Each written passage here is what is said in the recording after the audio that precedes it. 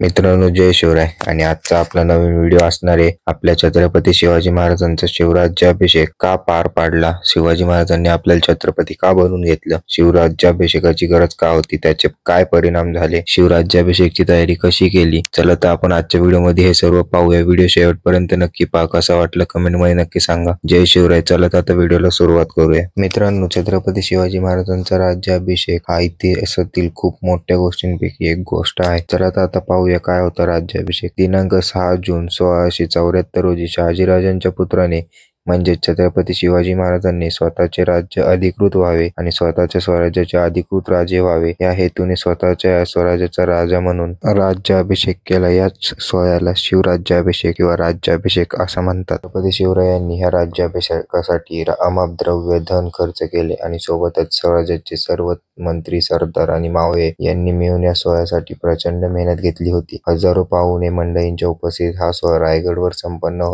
झाला. शिवराज्याभिषेक नंतर स्वराज्याला अधिकृत राज्य ही मान्यता आणि शिवरायांना स्वराज्याचे छत्रपती ही अधिकृत मान्यता प्राप्त झाली. शिवराज्याभिषेकाची गरज काय होती? अनेक वेळा आपल्याला प्रश्न पडतो की शिवराय हे तर आपले राजे, मनापासून आपण त्यांना राजे म्हणतो आणि मानतो देखील, मग राज्याभिषेक करून स्वतःला छत्रपती घोषित करायचा हा आटापिटा महाराजांनी का बरं केला असेल? सर्वप्रथम आपण हे लक्षात घेतलं पाहिजे की शिवाजी राजांनी स्वराज्य मोहीम उभारली खरी, पण तेव्हा त्यांचे राज्य हे पारतंत्र्यात होते. शिवराय ज्या शत्रू विरोधात लढत होते ते शत्रू आणि बरेचसे मराठी आणि शिवरायांना शहाजीराजांचा एक विद्रोही पुत्र जो शत्रूच्या राज्यात शिरतो आणि लुटमार, लढाया आणि चकमकी करतो अशीच ओळख.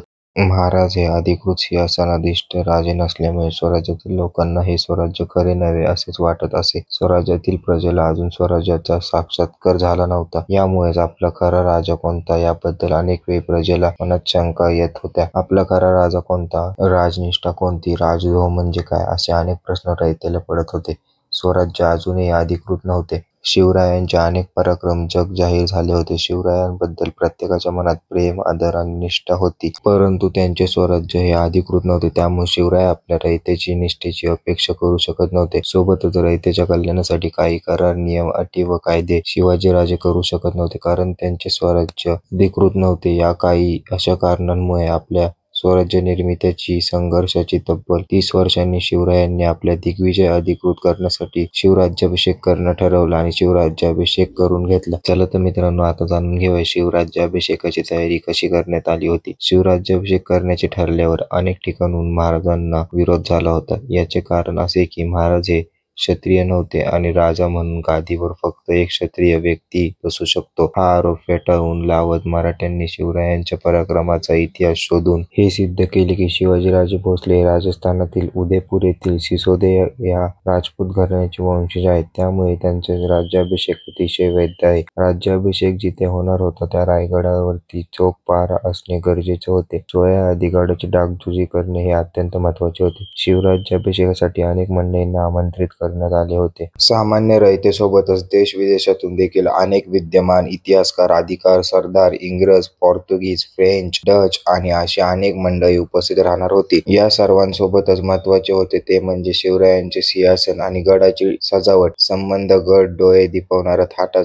सजला गेला होता. कसलीही कमतरता गडावर भासत नव्हती, इतके उत्तम व्यवस्था गडावर ठेवली होती. शिवरायांचे 32 मानाचे सोन्याचे सिंहासन तयार करून घेतले गेले होते. त्याची रचना देखील पारंपरिक पद्धतीने 8 खांब जोडून केली होती. आता सर्वात महत्त्वाचे होते ते म्हणजे आपल्या वेद मंत्राच्या घोषात आणि पारंपरिक पद्धतीने शिवरायांचा राज्याभिषेक संपन्न करणारे ब्राह्मण अथवा पंडित गडावर साधारण 1000 उपस्थित होते. आणि या सर्वांसोबत भोसले कुटुंबियांचे कल्पोदय व पुरोहित प्रभाकर भट्ट यांचे चिरंजीव बाळभट्ट आणि ज्यांचे नाव राज्याभिषेकाच्या सोहळ्यात न चुकता घेतले जाते असे गागा भट्ट उपस्थित होते. हे गागा भट्ट म्हणजेच बनारस येथील विश्वेश्वर होय. त्यांच्या वडिलांनी दिलेले गागा ह्या टोपण नावाने त्यांची ओळख होती. मूळचे महाराष्ट्रातील असणारे गागा भट्टांचे पूर्वज महाराष्ट्रातून बनारस येथे मुक्कामास गेले व तिथेच स्थानिक झाले. गागा भट्ट अतिशय नावाजलेले पंडित. त्यांच्या शास्त्रांशी अतिशय सखोल व उत्तम ज्ञान होते. शिवरायांना जो राज्याभिषेक विधी करण्याची मनीषा होती ती विधी व त्यांची पद्धत बऱ्याच कालावधीपासून कोणी हिंदू राजा न नसल्याने लोप पावली होती. परंतु गागा भट्ट असे विद्वान होते ज्यांना ही पद्धत सहीपणे माहिती होती व तेच केवळ हे कार्य पार पाडू शकत होते. राज्याभिषेक अनेक विधींना वर्णन गागा भट्ट यांनी आपल्या श्री शिवराज्याभिषेक प्रयोग या ग्रंथात देखील केले आहे. असा होता शिवराज्याभिषेकाची तयारीचा भाग. चला जाता जाणून घ्या शिवराज्याभिषेकाचे परिणाम काय झाले. राज्याभिषेकामुळे आणि शिवराय आता छत्रपती झाल्यामुळे अनेक परकीय संस्थांवर नैतिक दबाव निर्माण झाला होता. शिवरायांना स्वराज्याचे व रयतेचे संपूर्ण हक्क प्राप्त झाले आणि या रयतेच्या कल्याणासाठी व स्वराज्यासाठी कायदे व नियम करणं शिवरायांना सोपे झाले होते. आता शिवराज्याभिषेकाच्या दिवसापासूनच स्वराज्यातील राजपत्रांवर क्षत्रिय कुलावतंस श्री राजा शिवछत्रपती असे नमूद करणे सुरू झाले. शिवरायांनी राज्याभिषेकाच्या दिवसापासून नवीन शक सुरू केले आणि शिवराय शक करते राजे झाले आणि या शकाला राज्याभिषेक शक असे संबोधले जाते. शिवरायांनी आपल्या स्वतःच्या स्वराज्यात स्वतःच्या नावाची नाणी पाडली. तांब्याच्या पैशाला शिवराय व सोन्याच्या पैशाला शिवराय होन असं म्हणलं जाऊ लागले. स्वराज्यात अधिकृतरित्या शिवरायांनी